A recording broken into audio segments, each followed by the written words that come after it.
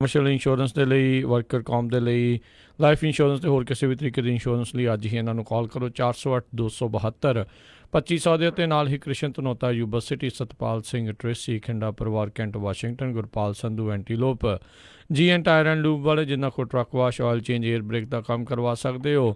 Call Nima Sahota 209 277 0113। Chicago pizza with the twist ਵਾਲੇ ਜਿਨ੍ਹਾਂ ਕੋਲ ਹਰ ਤਰ੍ਹਾਂ ਦਾ veg, non veg, Indian style pizza order ਕਰ ਸਕਦੇ ਹੋ।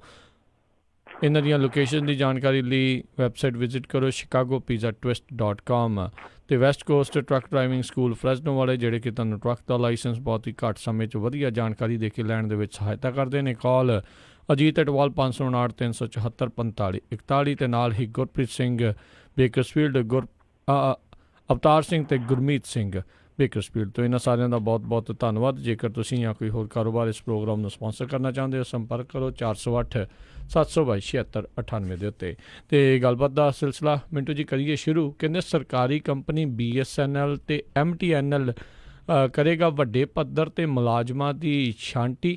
ਕੀ ਹੈ ਪੂਰਾ ਮਾਮਲਾ? ਇਹਨਾਂ ਦੇ ਤਾਂ ਕਈ ਜਿਹੜੇ ਸਾਰੇ ਮੁਲਾਜ਼ਮਾਂ ਦੇ ਤਨਖਾਹਾਂ ਦੇਣੀਆਂ ਬਾਕੀ ਪਈਆਂ ਸੀ। हाँ बिल्कुल, तनख्वाह तो मेरे ख्याल के नाल इन्होंने अदा कर दी है, पर क्योंकि BSNL ते कर्जा काफी चढ़ गया।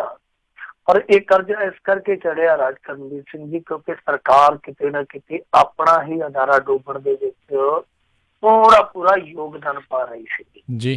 जे तुसीं देखोगे BSNL की कहानी है ना, जिहड़ी इहदी बर्बादी की कहानी है, वो इस कदर सरकार ते जाके निर्भर हुंदी है कि इन्हां ने देखो इन्हां नूं स्पैक्ट्रम नहीं दिता 4G का, देखो ये 3G च तुरे फिरदे हाले तक, जबकि इन्हां दा नैटवर्क वरत के गांह दी गांह कंपनियां जिहड़ियां वो देख लो कित्थे दी कित्थे पहुंच गई। तां स्पैक्ट्रम क्यों नहीं दिता?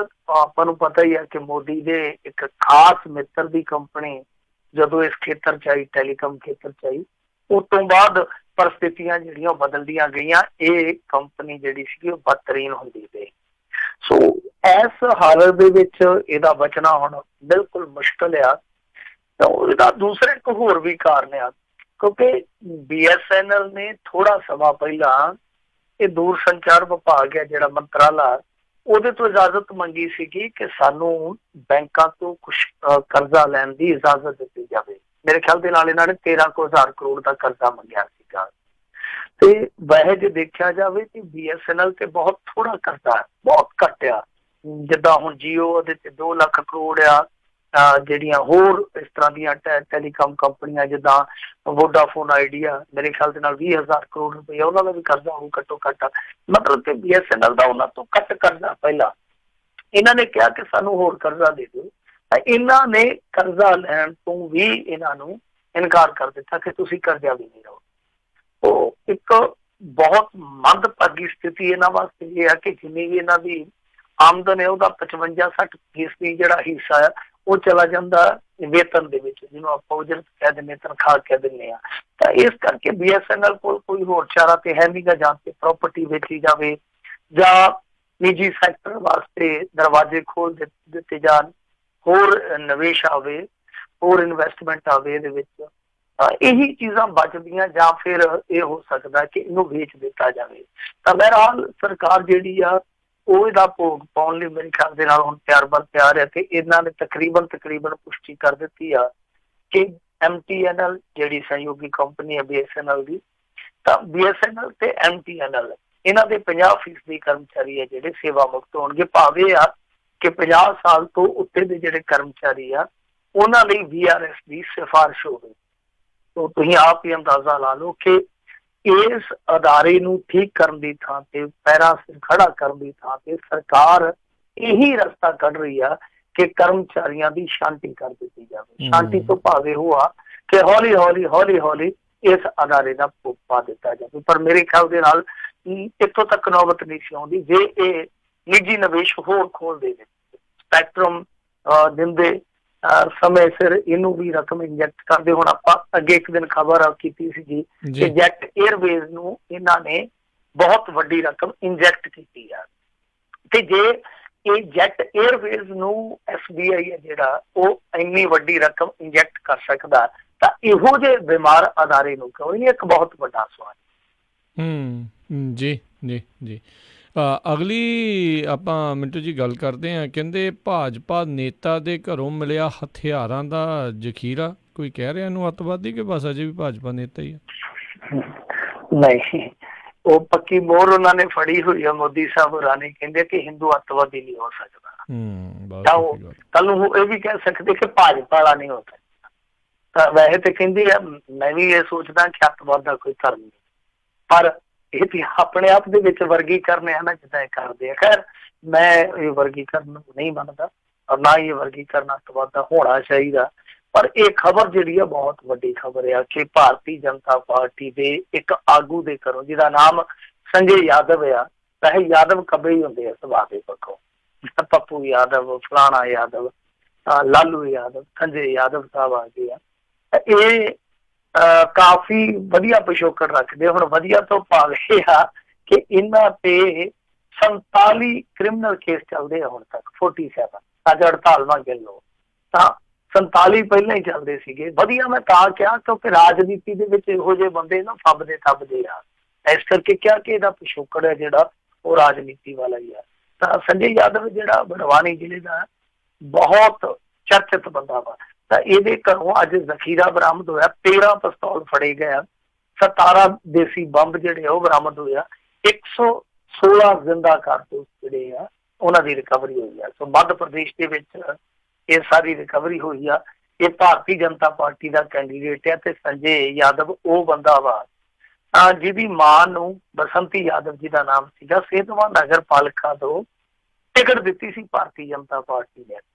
ਤੇ ਕਮਾਲ ਦੀ ਗੱਲ ਇਹ ਹੋਈ ਸੀਗੀ ਕਿ ਜਦੋਂ ਬਸੰਤੀ ਯਾਦਵ ਨੂੰ ਟਿਕਟ ਦੇ ਦਿੱਤੀ ਗਈ ਤਾਂ ਉਹ ਜਿਹੜੀ ਚੋਣ ਲੜਦੇ ਪਏ ਸੀ ਉਹਦੇ ਬਰੋਬਰ ਜਿਹੜੇ ਮੁਕਾਬਲੇਬਾਜ਼ ਸੀ ਇੱਕ ਇੱਕ ਕਰਕੇ ਆਪਣੇ ਆਪ ਹੀ ਮੈਦਾਨ ਛੱਡਦੇ ਗਏ, ਪਰ ਅੱਧੀ ਦਰਜਨ ਉਮੀਦਵਾਰਾਂ ਨੇ ਆਪਣੇ ਨਾਂ ਵਾਪਸ ਲੈ ਲਏ। ਔਰ ਕਮਾਲ ਦੀ ਗੱਲ ਕਿ ਕਾਂਗਰਸ ਦਾ ਉਮੀਦਵਾਰ ਵੀ ਉਹਨਾਂ ਦੇ ਵਿੱਚੋਂ ਇੱਕ ਸੀਗਾ। ਤਾਂ ਤੁਸੀਂ ਆਪ ਹੀ ਅੰਦਾਜ਼ਾ ਲਾ ਲਓ ਕਿ ਬੰਦਾ ਕਿੰਨਾ ਕੁ ਸਾਊ ਸੀਗਾ, ਬੰਦਾ ਇਹ ਕਿੰਨਾ ਕੁ ਭਗਤ ਸੀਗਾ। ਤਾਂ ਇਹਦੇ ਘਰੋਂ ਜਿਹੜਾ ਹਥਿਆਰਾਂ ਦਾ ਜ਼ਖੀਰਾ ਬਰਾਮਦ ਹੋਇਆ, ਸਿੱਧੇ ਤੌਰ ਤੇ ਆਪਾਂ ਅੰਦਾਜ਼ਾ ਲਾ ਸਕਦੇ ਹਾਂ ਕਿ ਇਲੈਕਸ਼ਨ ਦੇ ਵਿੱਚ ਦੇਸੀ ਬੰਬ, ਇੰਨੇ ਵੱਡੇ ਕਾਰਤੂਸ, 13 ਪਿਸਤੌਲ, ਇਹ ਕਾਹਦੇ ਵਾਸਤੇ? ਜਿਹਦੇ ਤੇ ਅੱਗੇ 47 ਕੇਸ ਚੱਲਦੇ ਆ ਉਹਨੇ ਹਥਿਆਰ ਧੂਫ ਦੇਣ ਵਾਸਤੇ ਥੋੜੀ ਰੱਖੇ ਹੋਣ। ਤੋਂ ਇਹ ਆਪ ਹੀ ਅੰਦਾਜ਼ਾ ਲਾਇਆ ਜਾ ਸਕਦਾ ਕਿ ਅਸਲ ਦੇ ਵਿੱਚ ਇਹੋ ਜਿਹੇ ਲੋਕ ਹੈ ਜਿਹੜੇ ਉਹ ਸਭ ਤੋਂ ਵੱਡੇ ਗੁੰਡੇ ਆ, ਜਿਨ੍ਹਾਂ ਨੇ ਮਖੌਟੇ ਆ ਜਿਹੜੇ ਉਹ ਜਨਤਾ ਦੇ ਸੇਵਾਦਾਰਾਂ ਤੇ ਪਾਏ ਆ। ਤੋਂ ਭਾਰਤ ਦੀ ਬਦਕਿਸਮਤੀ ਆ ਕਿ 30 ਤੋਂ 35% ਜਿਹੜੇ ਸੰਸਦ ਦੇ ਵਿੱਚ ਦਾਗੀ ਚਲੇ ਜਾਂਦੇ ਆ ਤੇ ਉਹਨਾਂ ਦੇ ਵਿੱਚ ਬਹੁਤੇ ਉਹ ਆ ਜਿਹੜੇ ਛੰਡੇ ਫੂਕੇ ਹੁੰਦੇ। ਤੇ ਕਈ ਵਾਰ ਭਾਰਤੀ ਲੋਕਾਂ ਦੀ ਕਿਸਮਤ ਐਸੀ ਬਣ ਜਾਂਦੀ ਆ ਕਿ ਜਿਹੜੇ 2-3 ਜਿੱਤਣ ਦੇ ਸੰਭਾਵੀ ਉਮੀਦਵਾਰ ਹੁੰਦੇ ਆ ਉਹ ਇੱਕ ਦੂਜੇ ਤੋਂ ਵੱਧ ਕੇ ਚੋਰੋ ਚੱਕੇ ਹੁੰਦੇ ਆ। ਮਜਬੂਰੀ ਦੇ ਮਾਰਿਆ ਪਹੁੰਚੋ ਕੇ ਫਿਰ ਇੱਕ ਚੁਣਨਾ ਪੈਂਦਾ ਕਿ ਇਹਨਾਂ ਤਿੰਨਾਂ ਚੋਂ ਕਿਹੜਾ ਸ਼ਰੀਫ ਬਦਮਾਸ਼ ਆ। ਜੀ ਜੀ, ਅਗਲੀ ਗੱਲ ਕਰਦੇ, ਕਹਿੰਦੇ ਮਦਰਾਸ ਹਾਈ ਕੋਰਟ ਨੇ ਟਿਕਟੌਕ ਨੂੰ ਬੰਦ ਕਰਨ ਬਾਰੇ ਪੁੱਛਿਆ। ਕਈ ਤਾਂ ਸ਼ੌਕ ਦਾ ਸ਼ਿਕਾਰ ਹੋ ਗਏ ਉਹਨੇ ਟਿਕਟੌਕ ਦਾ ਸੁਣ ਕੇ। ਖੈਰ ਟਿਕਟੌਕ ਤੁਹਾਨੂੰ ਪਤਾ ਹੀ ਹੈ ਇੰਡੀਆ ਦੇ ਵਿੱਚ ਇੱਕ ਸ਼ਰਾਈ ਬਣੀ ਪਈ ਹੈ ਟਿਕਟੌਕ।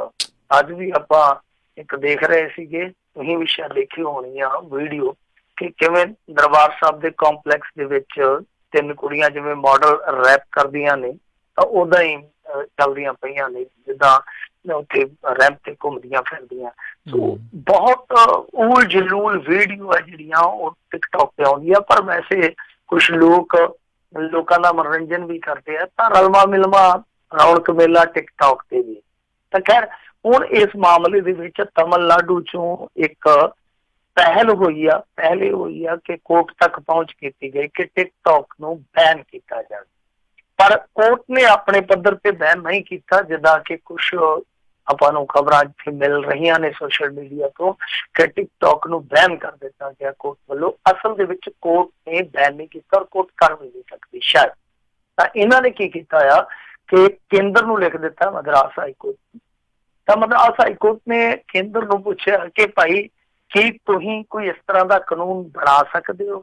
ਫਿਰ ਉਹਨਾਂ ਨੇ ਉਦਾਹਰਨ ਵੀ ਦਿੱਤੀ ਆ ਕਿ ਅਮਰੀਕਾ ਦੇ ਵਿੱਚ ਇੱਕ ਏਦਾਂ ਦਾ ਕਾਨੂੰਨ ਆ ਜਿਹਦੇ ਵਿੱਚ children's online privacy protection act ਬਣਾਇਆ ਗਿਆ ਸੀਗਾ। ਤਾਂ ਕੀ ਤੁਸੀਂ ਉਸ ਤਰ੍ਹਾਂ ਤੇ ਕੋਈ ਇਸ ਤਰ੍ਹਾਂ ਦਾ ਐਕਟ ਬਣਾ ਸਕਦੇ ਹੋ? ਤਾਂ ਕਿ ਲੋਕਾਂ ਨੂੰ ਇਸ ਸ਼ਰਾਬ ਹੋਣੇ ਤੋਂ ਨਿਜਾਤ ਦਿਵਾਈ ਜਾਵੇ।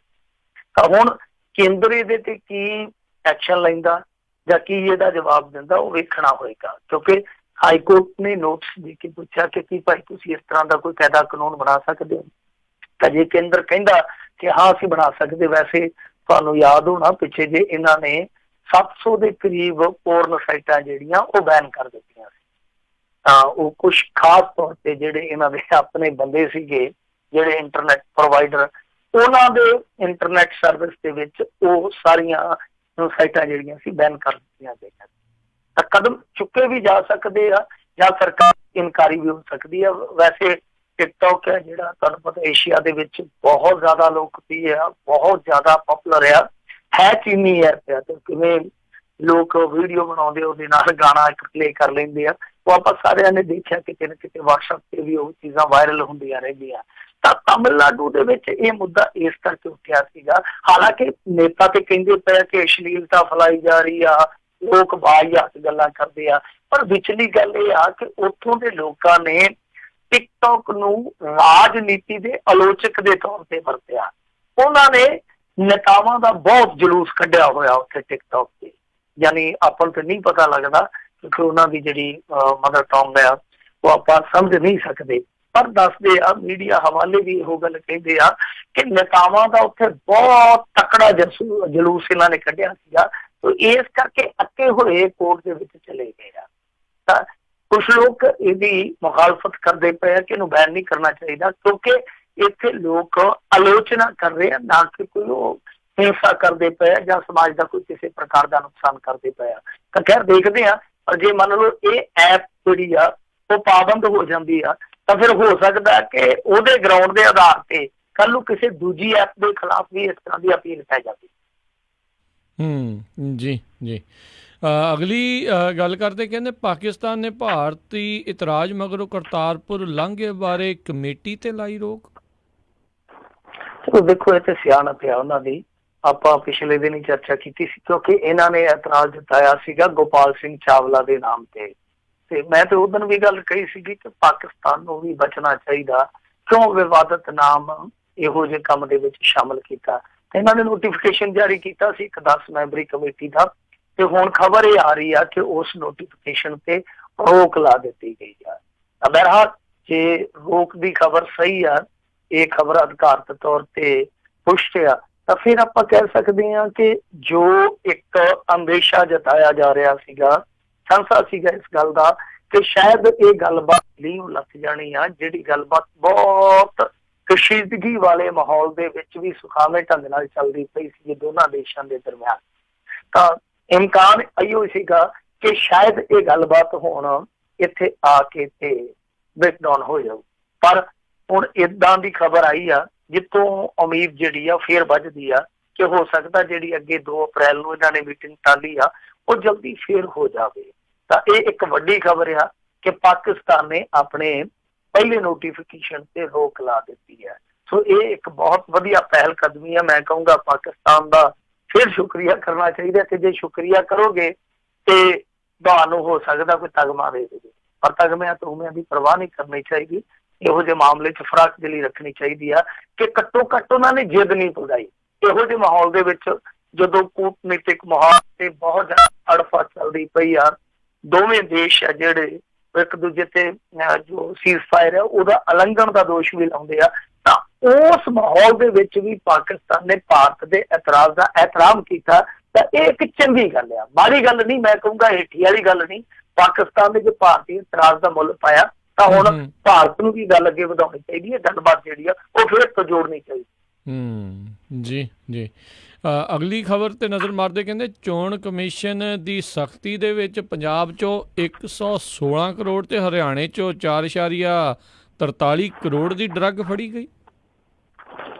ਕਿ ਤੁਸੀਂ ਹੁਣ ਬਹੁਤ ਸਹਿਜੇ ਤੁਲਨਾਤਮਕ ਦ੍ਰਿਸ਼ਟਾਂਤ ਵੇਖ ਸਕਦੇ ਹੋ ਜੀ ਕਿ ਕਿਸ ਤਰੀਕੇ ਨਾਲ ਹਰਿਆਣੇ ਦੇ ਵਿੱਚ ਰਿਕਵਰੀ ਹੈ ਜਿਹੜੀ ਉਹ 4 ਕਰੋੜ 43 ਲੱਖ ਰੁਪਏ ਦੀ ਹੁੰਦੀ ਆ, ਤੇ ਸਾਡੇ ਪੰਜਾਬ ਦੇ ਵਿੱਚ 116 ਕਰੋੜ। ਤਾਂ ਤੁਸੀਂ ਸਮਝ ਸਕਦੇ ਹੋ ਕਿ ਬਾਜ਼ਾਰ ਕਿੱਥੇ ਗਰਮ ਆ, ਖਪਤ ਕਿੱਥੇ ਜ਼ਿਆਦਾ। ਨਸ਼ਹਿਰੀ ਹਰਿਆਣੇ ਦੇ ਵਿੱਚ ਵੀ ਹੋਣਗੇ ਨਸ਼ੇੜੀ ਉਹ ਕੰਨਿਆ ਕੁਮਾਰੀ ਤੱਕ ਵੀ ਹੋ ਸਕਦੀ ਆ, ਨਸ਼ੇੜੀ ਹਰੇਕ ਥਾਂ ਆ, ਪਰ ਬਾਜ਼ਾਰ ਗਰਮ ਕਿੱਥੇ ਆ, ਖਪਤ ਕਿੱਥੇ ਜਾਂਦੀ ਆ। ਤਾਂ ਆਹ ਚੀਜ਼ਾਂ ਦਿਖਾਉਂਦੀਆਂ ਇਹਨਾਂ ਨੂੰ। ਹੁਣ ਜੇ ਦੂਜੇ ਪਾਸੇ ਲੈਣਾ ਹੋਵੇ ਤੇ ਕੈਪਟਨ ਅਮਰਿੰਦਰ ਸਿੰਘ ਫੇਰ ਕਹਿ ਸਕਦਾ, ਉਹ ਪਾਕਿਸਤਾਨੀਓ ਦੇਖ ਲਓ, ਆਹ ਦੇਖ ਲਓ ਸਾਡੀ ਪੰਜਾਬ ਪੁਲਿਸ, ਦੇਖ ਲਓ ਕਿੰਨੀ ਬਰਾਮਦਗੀ ਕਰਦੀ ਆ। ਤਾਂ ਜੇ ਤੁਸੀਂ ਇਹਨੂੰ ਦੂਜੇ ਲਿਹਾਜ਼ ਨਾਲ ਲਾਓਗੇ, ਇਹ ਕਹਿ ਸਕਦੇ ਕਿ ਅਸੀਂ ਬਹੁਤ ਮਾਰ ਕੇ ਬਾਜ਼ਰੀ ਵਾਲਾ ਕੰਮ ਕਰਦੇ ਹਾਂ ਕਿ ਅਸੀਂ ਤੇ ਟੋਲਾ ਮਾਸਾ ਨਹੀਂ ਲੰਘਣ ਦਿੰਦੇ, ਸਾਰੀ ਫੜ ਲੈਂਦੇ। ਪਰ ਇਹਨੂੰ ਜੇ ਦੂਸਰੇ ਲਿਹਾਜ਼ ਨਾਲ ਵੇਖੋਗੇ ਤਾਂ ਇਹ ਇੱਕ ਹਕੀਕੀ ਆਇਨਾ ਆ, ਜਿਹਦੇ ਵਿੱਚ ਤਸਵੀਰ ਸਪਸ਼ਟ ਹੋ ਜਾਂਦੀ ਆ ਕਿ ਇਹ ਸਾਡੀ ਖਪਤ ਇੰਨੀ ਜ਼ਿਆਦਾ, ਜੋ ਬਰਾਮਦਗੀ ਇੰਨੀ ਹੁੰਦੀ ਆ। ਕਿਉਂਕਿ ਇੱਕ ਸੱਚਾਈ ਆ ਜਿਹੜੀ ਹਰੇਕ ਨੂੰ ਮੰਨਣੀ ਪਊਗੀ ਕਿ ਜਿਹੜੀ ਰਿਕਵਰੀ ਹੁੰਦੀ ਆ, ਚਾਹੇ ਚੋਣ ਜ਼ਾਬਤੇ ਦੇ ਦੌਰਾਨ ਥੋੜੀ ਵੱਧ ਜਾਂਦੀ ਆ, ਫਿਰ ਆਮ ਮਾਹੌਲ ਹੁੰਦਾ, ਫਿਰ ਜਿਹੜੀਆਂ ਕਾਲੀਆਂ ਭੇਡਾਂ ਮੂੰਹ ਮਾਰਨਾ ਸ਼ੁਰੂ ਕਰ ਦਿੰਦੀਆਂ ਉਸ ਮਾਹੌਲ ਦੇ ਵਿੱਚ, ਤਾਂ ਉਹ ਰਿਕਵਰੀ ਥੋੜੀ ਘੱਟ ਜਾਂਦੀ ਆ। ਪਰ ਇਹ ਇੱਕ ਹਕੀਕਤ ਆ ਕਿ ਜਿੰਨੀ ਰਿਕਵਰੀ ਆਲ ਓਵਰ ਹੁੰਦੀ ਆ ਪੰਜਾਬ ਦੇ ਵਿੱਚ, ਉਹ ਤੋਂ ਕਈ ਗੁਣਾ ਜ਼ਿਆਦਾ ਮਾਲ ਜਿਹੜਾ ਆ ਉਹ ਗਾਹਕਾਂ ਤੱਕ ਪਹੁੰਚ ਜਾਂਦਾ ਹੈ, ਉਹ ਮਾਫੀਏ ਤੱਕ ਕੱਪੜ ਜਾਂਦਾ ਹੈ। ਸੋ ਇਹ ਹਕੀਕਤ ਆ। ਤਾਂ ਤੁਸੀਂ ਆਪ ਹੀ ਅੰਦਾਜ਼ਾ ਲਾ ਲਓ ਕਿ ਪੂਰੇ ਇੰਡੀਆ ਦੇ ਵਿੱਚੋਂ ਜਿੰਨੀ ਡਰੱਗ ਫੜੀ ਗਈ ਆ, ਭਾਰਤ ਦਾ ਜੇ ਆਪਾਂ ਸਾਰਾ ਦੇਖੀਏ, ਸਮੁੱਚਾ ਚੌਕਠਾ ਦੇਖੀਏ, ਤਾਂ ਉਹਦੇ ਵਿੱਚ ਪੰਜਾਬ ਦਾ ਦੂਜਾ ਨੰਬਰ ਵਾ। ਔਰ ਪਹਿਲਾ ਨੰਬਰ ਕਿਹਦਾ ਆ? ਉਹ ਆ ਗੁਜਰਾਤ ਮਾਡਲ ਦਾ, ਜਿੱਥੇ 500 ਕਰੋੜ ਦੀ ਡਰੱਗ ਹੁਣ ਤੱਕ ਫੜੀ ਜਾ ਚੁੱਕੀ ਆ। ਹਰਿਆਣੇ ਦੇ ਵਿੱਚ ਸਿਰਫ 4 ਕਰੋੜ 43 ਲੱਖ ਰੁਪਏ ਦੀ ਡਰੱਗ ਫੜੀ ਗਈ, ਬਹੁਤ ਘੱਟ ਆ ਮੇਰੇ ਖਿਆਲ ਦੇ ਨਾਲ। ਤੇ ਜੇ ਤੁਸੀਂ ਦੇਖੋਗੇ ਹੋਰ ਮਾਮਲਿਆਂ ਦੇ ਵਿੱਚ ਕਿ ਪੰਜਾਬ ਵਿੱਚ ਹੁਣ ਤੱਕ 16 ਕਰੋੜ ਰੁਪਏ ਦੀ ਨਕਦੀ ਵੀ ਫੜੀ ਗਈ, ਉਹ ਰੌਲਾ ਵੀ ਪਿਆ ਫਾਦਰੀ ਵਾਲਾ ਕਾਂਡ ਜਿਹੜਾ ਵਾਪਰਿਆ। 4 ਕਰੋੜ 7 ਲੱਖ ਦੀ ਸ਼ਰਾਬ ਵੀ ਫੜੀ ਗਈ ਆ ਹੁਣ। ਤੇ ਵੱਡੀ ਗੱਲ ਹੈ ਇੱਥੇ 18 ਕਰੋੜ ਦਾ ਸੋਨਾ ਚਾਂਦੀ ਵੀ ਫੜਿਆ ਗਿਆ, 15 ਲੱਖ ਦਾ ਹੋਰ ਸਮਾਨ ਵੀ ਬਰਾਮਦ ਕੀਤਾ ਗਿਆ। ਪਰ ਜੇ ਤੁਸੀਂ ਗੁਆਂਢੀ ਸੂਬੇ ਨੂੰ ਇਸੇ ਤਰੀਕੇ ਨਾਲ ਤੋਲੋਗੇ, ਇਸੇ ਪੈਮਾਨੇ ਤੇ ਵੇਖੋਗੇ, ਤਾਂ ਉਹਨਾਂ ਦਾ ਮੇਰੇ ਖਿਆਲ ਦੇ ਨਾਲ ਡਰੱਗ ਵਾਲਾ ਜਿਹੜਾ ਉਹ ਆਪਾਂ ਫਿਗਰ ਦੱਸ ਹੀ ਦਿੱਤਾ, ਨਕਦੀ ਵਾਲਾ 2 ਕਰੋੜ 82 ਲੱਖ ਦਾ, ਤੇ ਸ਼ਰਾਬ ਜਿਹੜੀ ਆ ਉਹ ਵੀ ਮੇਰੇ ਖਿਆਲ ਦੇ ਨਾਲ ਬਹੁਤ ਘੱਟ ਫੜੀ ਗਈ ਆ। ਉਹ ਪੰਜਾਬ ਦੇ ਮੁਕਾਬਲੇ ਬਹੁਤ ਘੱਟ ਜ਼ਿਆਦਾ ਰਿਕਵਰੀ ਆ ਉਹ ਜਿਹੜੀ ਹਰਿਆਣੇ 'ਚ ਹੋਈ ਆ। ਤਾਂ ਇਹ ਇੱਕ ਹਕੀਕਤ ਸਾਡੇ ਸਾਹਮਣੇ ਆ, ਹਕੀਕੀ ਤਸਵੀਰ ਸਾਡੇ ਸਾਹਮਣੇ ਆ ਕਿ ਪੰਜਾਬ ਦੇ ਵਿੱਚ ਖਪਤ ਜਿਹੜੀ ਆ ਉਹ ਵੋਟਾਂ ਦੇ ਵਿੱਚ ਜ਼ਿਆਦਾ ਹੁੰਦੀ ਆ। ਜ਼ਿਆਦਾ ਤੋਂ ਭਾਵੇਂ ਆ ਕਿ ਨਸ਼ੇ ਵੰਡੇ ਜਾਂਦੇ ਆ। ਅੱਗੇ ਸ਼ਰਾਬ ਸ਼ਰੂ ਪਿਆਉਂਦੇ ਹੀ ਲੋਕ, ਭੁੱਖੀ ਭਾਖੀ ਖਵਾ ਦਿੰਦੇ ਸੀਗੇ, ਰੈਲੀਆਂ ਦੇ ਵਿੱਚ ਵੱਧ ਤੋਂ ਵੱਧ ਟੀਕੇ ਲਵਾ ਦਿੰਦੇ ਸੀਗੇ, ਸ਼ੀਸ਼ੀਆਂ ਛਕਾ ਦਿੰਦੇ ਸੀਗੇ। ਪਰ ਅੱਜ ਦੀ ਤਰੀਕ ਦੇ ਵਿੱਚ ਚਿੱਟੇ ਦੀਆਂ ਬਿੱਟਾਂ ਚੱਲਦੀਆਂ। ਇਹ ਸੱਚ ਆ ਕਿ ਇਹ ਨਸ਼ੇ ਦਾ ਟ੍ਰੈਂਡ ਹੈ ਜਿਹੜਾ ਪੰਜਾਬ ਦੇ ਵਿੱਚ ਬਦਲਿਆ।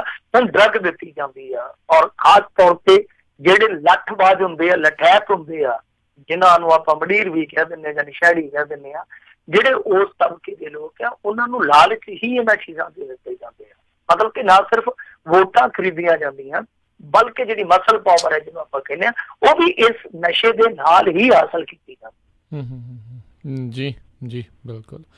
ਅਗਲੀ ਗੱਲ ਕਰਦੇ, ਕਹਿੰਦੇ ਬੇਅਦਬੀ ਅਤੇ ਗੋਲੀकांड ਦੇ ਮਾਮਲੇ ਦੇ ਵਿੱਚ ਅਕਾਲੀਆਂ ਖਿਲਾਫ ਚੋਣ ਕਮਿਸ਼ਨ ਕੋਲ ਪਹੁੰਚੇ ਆ ਕਾਂਗਰਸੀ। ਇਹ ਮਾਮਲਾ ਉਲਝਿਆ ਹੋਇਆ ਕੁੰਵਰ ਵਿਜੇ ਪ੍ਰਤਾਪ ਸਿੰਘ ਦੀ ਨਿਯੁਕਤੀ ਨੂੰ ਲੈ ਕੇ, ਕਿਉਂਕਿ ਅਕਾਲੀ ਕਹਿੰਦੇ ਆ ਕਿ SIT ਦਾ ਜਿਹੜਾ ਇਹ ਅਫਸਰ ਆ ਉਹ ਸਿੱਧੇ ਤੌਰ ਤੇ ਕਾਂਗਰਸੀ ਕਰਿੰਦਾ ਬਣ ਕੇ ਕੰਮ ਕਰਦਾ ਨਜ਼ਰ ਆਉਂਦਾ ਹੈ। ਉਹ ਕਹਿੰਦੇ ਆ ਕਿ ਕਾਂਗਰਸੀ ਕਰਿੰਦੇ ਵਾਂਗੂ ਕੁੰਵਰ ਵਿਜੇ ਪ੍ਰਤਾਪ ਸਿੰਘ ਕੰਮ ਕਰ ਰਿਹਾ, ਸੋ ਇਹਦਾ ਤਬਾਦਲਾ ਜਿਹੜਾ ਘੱਟੋ ਘੱਟ 2 ਮਹੀਨਿਆਂ ਲਈ ਤੁਸੀਂ ਬਾਹਰ ਕਰ ਦਿਓ। ਉਹਨਾਂ ਨੇ ਭਾਰਤੀ ਚੋਣ ਕਮਿਸ਼ਨ ਨੂੰ ਕਿਹਾ। ਸ਼ਾਇਦ ਉਹ ਕਹਿੰਦੇ ਹੋਣੇ ਆ ਕਿ 2 ਮਹੀਨੇ ਦੇ ਕੁੰਵਰ ਵਿਜੇ ਪ੍ਰਤਾਪ ਬਾਹਰ ਆਵੇ, ਚਲੋ ਇੱਧਰੋਂ ਖੜਾ ਛੁੱਟੂਗਾ, ਜਦ ਤੱਕ ਹੋ ਸਕਦਾ ਸਰਕਾਰ ਉੱਤੇ ਫੇਰ ਭਾਜਪਾ ਦੀ ਬਣ ਜਾਵੇ। ਤੇ ਜਿੱਦਾਂ ਡਰੱਗ ਰੈਕਟ ਦੇ ਵਿੱਚ ਇਹਨਾਂ ਦਾ ਇੱਕ ਬੰਦਾ ਹੁਣ ਤੱਕ ਬਚਿਆ ਆ ਭਾਜਪਾ ਦੀ ਮਿਹਰਬਾਨੀ ਨਾਲ, ਇਹ ਮੁੜ ਕੇ ਸ਼ਾਇਦ ਇੱਧਰ ਵੀ ਨਜ਼ਰੇ ਇਨਾਇਤ ਹੋ ਜੂਗੀ ਜੇ ਸਰਕਾਰ ਦੁਬਾਰਾ ਬਣ ਗਈ। ਸ਼ਾਇਦ ਇਹੋ ਥਿਊਰੀ ਸੋਚੀ ਜਾ ਰਹੀ ਆ। ਪਰ ਕਾਂਗਰਸੀ ਆ ਜਿਹੜੇ ਉਹੀ ਮਗਰੇ ਚੱਲ ਗਏ।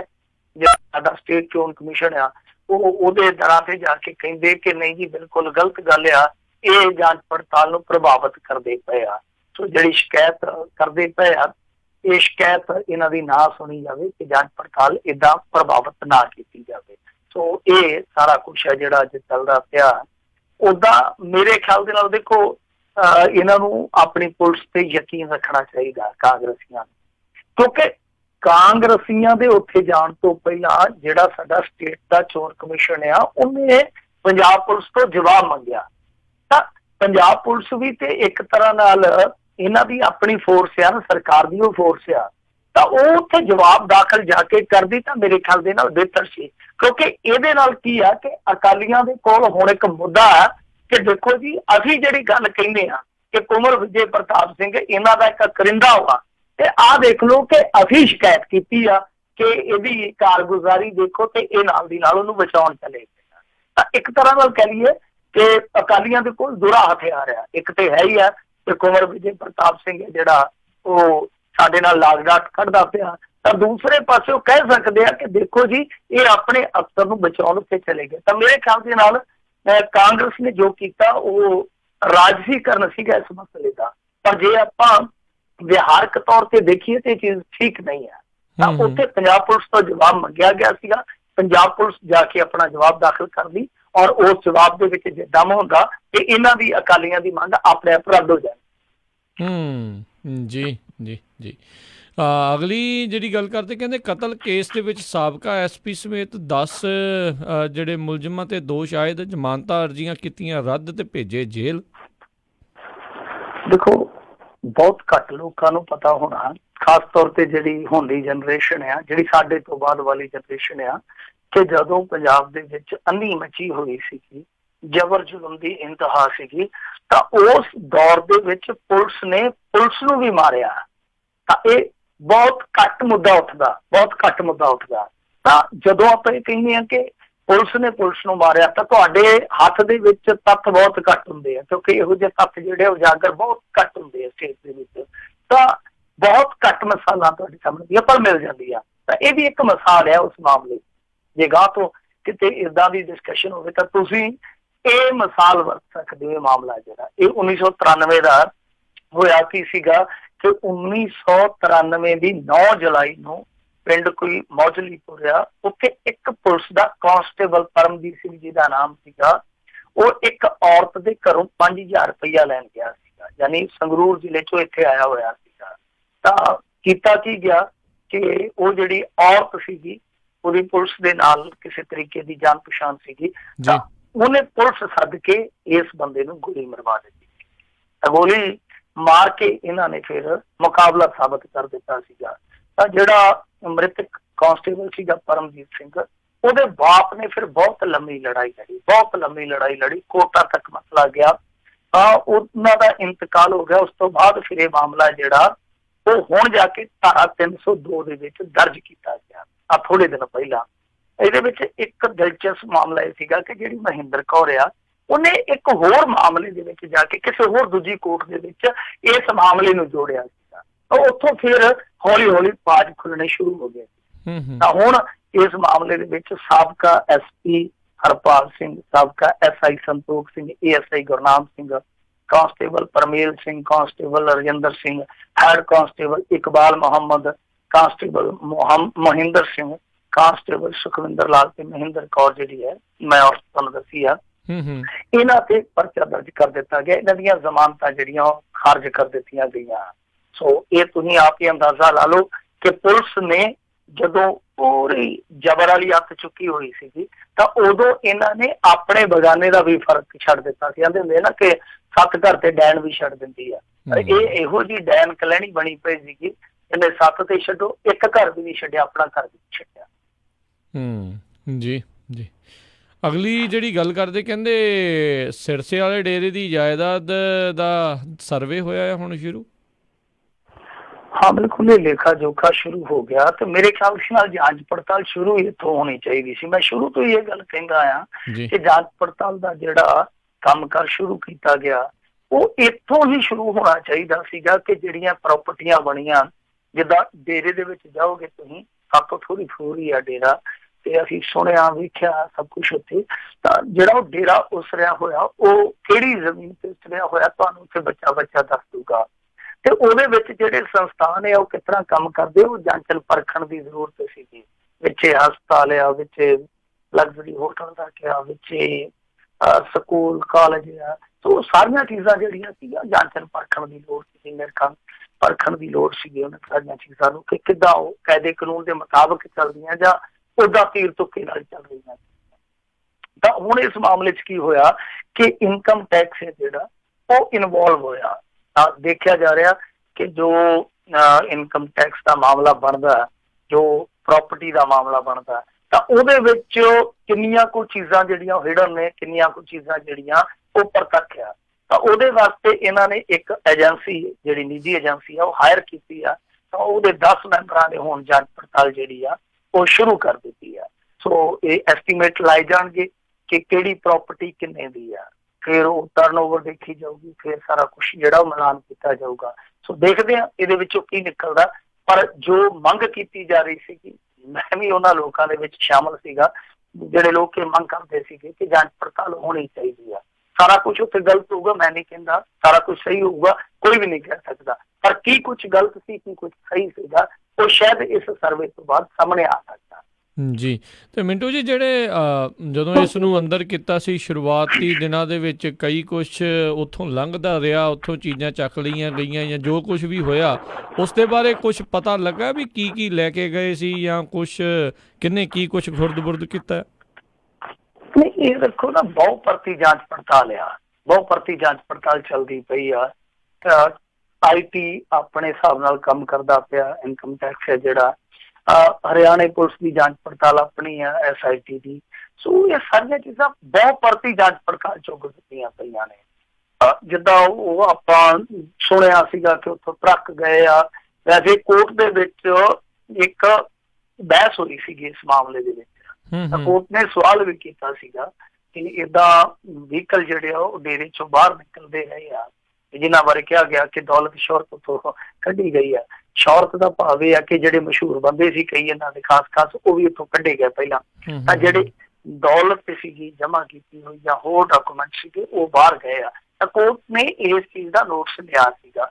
ਪਰ ਜਿੰਨੇ ਇਸ ਮਾਮਲੇ ਦੇ ਵਿੱਚ ਉਸ ਟਾਈਮ ਦਾਅਵੇ ਕੀਤੇ ਗਏ ਸੀਗੇ, ਦੇਖੋ ਦਾਅਵਿਆਂ ਦੇ ਉਲਟ ਉਹਨੇ ਸਬੂਤ ਇਕੱਠੇ ਕਰਨੇ ਬਹੁਤ ਔਖਾ ਕੰਮ ਹੁੰਦਾ। ਇਹ ਕੰਮ ਤਾਂ ਹੀ ਹੋ ਸਕਦਾ ਜੇ ਉਸ ਸਮੇਂ ਪੁਲਿਸ ਜਾਂ ਪੜਤਾਲੀ ਏਜੰਸੀ ਜਾਂ ਸਰਕਾਰ ਜਿਹੜੀ ਹੈ ਉਹ ਇਮਾਨਦਾਰੀ ਨਾਲ ਕੰਮ ਕਰਦੀ। ਤਾਂ ਜੇ ਪੁਲਿਸ ਦੀ ਇਮਾਨਦਾਰੀ ਵੇਖਣੀ ਹੋਵੇ, ਉਹ ਆਪਾਂ ਵੇਖੀ ਸੀਗੀ ਕਿਸ ਤਰੀਕੇ ਨਾਲ ਪੰਚਕੂਲੇ 'ਚ ਉਹ ਇਮਾਨਦਾਰੀ ਆਪਾਂ ਨੂੰ ਦੇਖਣ ਨੂੰ ਮਿਲੀ ਸੀਗੀ, ਜਦੋਂ ਸਾਰੀਆਂ ਚੀਜ਼ਾਂ ਜਿਹੜੀਆਂ ਉਹ ਆਪ ਮਾਰੀਆਂ ਹੋ ਗਈਆਂ, ਉਸ ਤੋਂ ਬਾਅਦ ਫਿਰ ਪੁਲਿਸ ਨੂੰ ਹੋਸ਼ ਆਈ ਸੀਗੀ।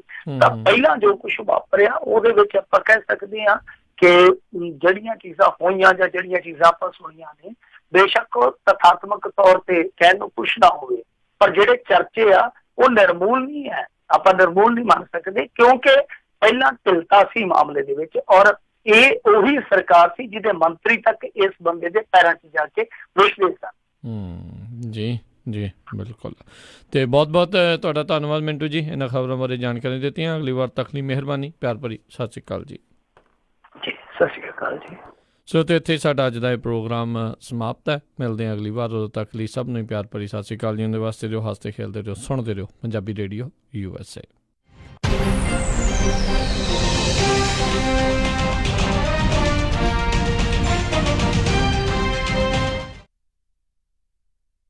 ਸ਼ਾਬਾਸ਼ ਡਿੰਪੀ, ਪਿਛਲੇ ਕੁਝ ਦਿਨਾਂ ਤੋਂ ਦੇਖ ਰਿਹਾ ਆ, ਬੜੇ ਟਾਈਮ ਨਾਲ ਆਉਂਦਾ ਆ, ਪੂਰੀ ਫੁਰਤੀ ਨਾਲ ਕੰਮ ਕਰਦਾ ਆ ਤੇ ਖੁਸ਼ ਵੀ ਰਹਿਣ ਲੱਗ ਪਿਆ ਆ। ਕੀ ਵਜ੍ਹਾ ਆ ਇਸ ਪਿੱਛੇ? ਬਸ ਵੀਰ ਜੀ, ਮੈਂ ਤਾਂ